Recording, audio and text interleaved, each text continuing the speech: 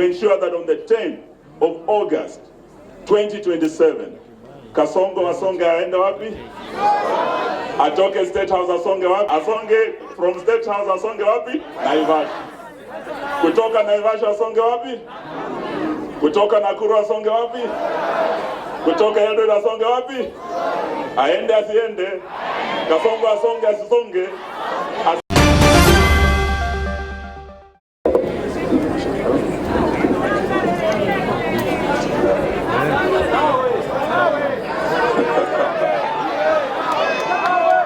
Naona kuna majenziko na ile usangarire Rigiji mwenyewe ako hapa atawapa hiyo story. Na msiseme My big sister Martha Karua, may I congratulate you and the entire leadership of the PLP for this historic occasion. And may I also congratulate you for the successful launch of this great party. It's a party that has great history. You've been told by my big brother Mukisa Kitui the history of NARC Kenya. Many of you Gen Zs probably will not remember this history, but it is where we started as a people when we came together to bring about regime change over a regime that had been in power for 40 years. The Nyayo regime, the Kanu regime. NARC was a coalition of many parties that came together to achieve that. Before that, they had failed twice to remove Moi from power. In 1992, they were divided. When Kibaki, Matiba, Jaramogi were all running separately, they lost to Moi. In 1997, wakati marehemu Wamalwa kijana, Bichari Tingilu, Raila Amolo Odinga na wengine walisimama kura, walipoteza tena 1997, Moi akipata 36% of the vote. So almost 70% of Kenyans rejected him. But he made his way. 2002, we learned our lesson. And amongst the leaders who are there today, I'm proud that Martha Karua has led us here and brought us together to start this journey again. Are you ready to travel this journey? Yes.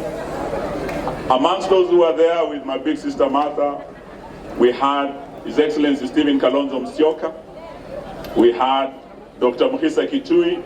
This was the team that came under NARC with Kibaki and Wamalwa, and they were able to form the government that brought a lot of change, that transformed lives, that gave us a new constitution in 2010, that gave us Vision 2030, that has guided our national development for all these years. This was the team that changed Kenya. So when Martha Karua invited us here today and gave us two words, unite and PLP, unite. Those are two very critical issues I want you to remember today, because it's as a result of that unity that change was achieved in Kenya. Without unity, we will not be able to succeed. And wanasema ukarimu huanzia nyumbani, vile vile umoja huanzia wapi? Nyumbani. So Martha Karua has not just told us empty words. Leo tukiwa hapa, she has led by example. Yeye amekaa na ndugu yake Rigiji. Hawa wawili were rivals in the last election. Hawa walikuwa running mates. Moja wa Kasongo, mwingine wa baba. Leo wamesema wanakuja pamoja, mmoja akiwa baba wa mlima, mwingine akiwa mama wa. So Martha, you have led by example. Having Rigiji here, going to his home, and I'm told you've been Wamunyoro to bring the mountain together. You have led by example. We congratulate you and we're terribly proud of you.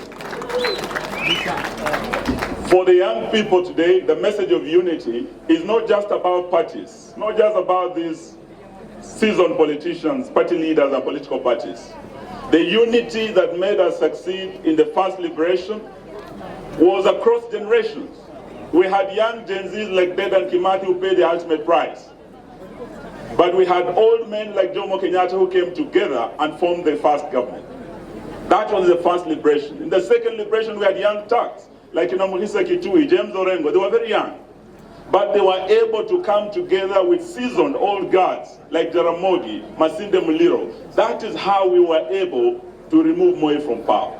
Today, as we talk about unity, we want unity of not just political leaders, we want unity of all leaders, young and old, and today we invite you, the Gen Zs, because you are the game changers in the journey ahead of us.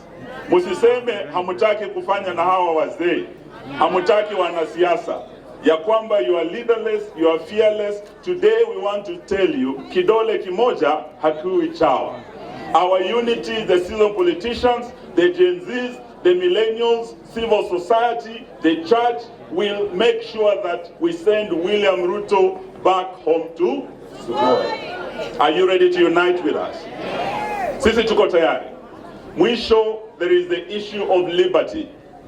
To liberate, Martin Luther King once said, freedom or liberty is never given by the oppressor. It must be demanded by the oppressed.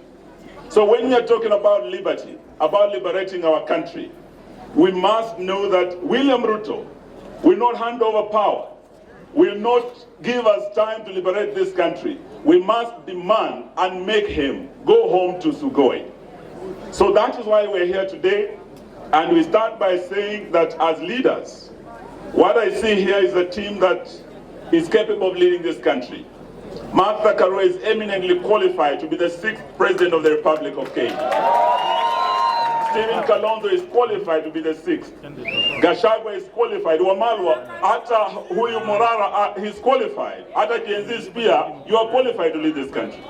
Lakini leo nataka niwaambie ya kwamba sisi sote hatuwezi tukaongoza mara moja. At different times we may lead, but there will only be one president at a time. Leo nataka niseme kama Eugene Wamalwa, if I'm honored to be that flag bearer, I will not let you down. But if I'm not honored to take that position, and the first amongst equals amongst us takes that position as our flag bearer, mimi Eugene Wamalwa nitakuwa wa kwanza kumunga mkono kwa dhati tutoe Kasongo. Now that is the position as DAP Kenya. We have said we are ready to unite to liberate our country. And to do so, we must be prepared to bear any burden, to make any sacrifice, to support any friend, and to oppose any foe, including our former allies who are leaving the side of the people and joining Kasongo. We will be ready to meet them. Omundo Humundo. Are you ready? Are you ready? So today, that is the position we want to say. And as my good teacher, Professor Kibwana, has said, if the Gen Zs who started the liberation on the 25th of June were able to sacrifice, they were able to pay the ultimate price, who are we not to sacrifice? Even if it means that sacrifice would be of our ambitions to be president, even if that sacrifice would be to make way for others. Today we want to say that we are ready for that. So sitaki niseme mengi, nataka niseme ya kwamba liberation. Why are we saying we want to liberate our country? Because our country has broken down. We have a broken government. Today is the 9th day clinicians are on strike.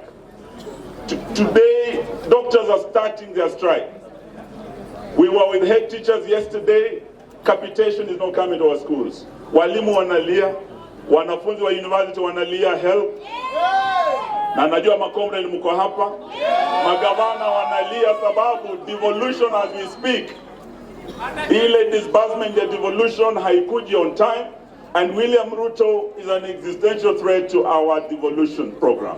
So we must liberate our country from the existential threat to democracy, ambayo anataka kuwa multi-party democracy. Existential threat to devolution, ambayo anataka kuwa devolution. So that is why we are here today, to unite, to work together as one team, to ensure that on the 10th of August, 2027, Kasongo asonge aende wapi? Atoke State House asonge wapi? No. Sahau ile medo alisema asonge from State House asonge wapi? Naivasha. Kutoka Naivasha asonge wapi? Kutoka Nakuru asonge wapi? Kutoka Eldoret asonge wapi? Aende asiende? Kasongo asonge asisonge? Asante, Mungu awabariki. Thank you very much, Honorable Eugene. I'd like now to invite the party leader, Safina Party.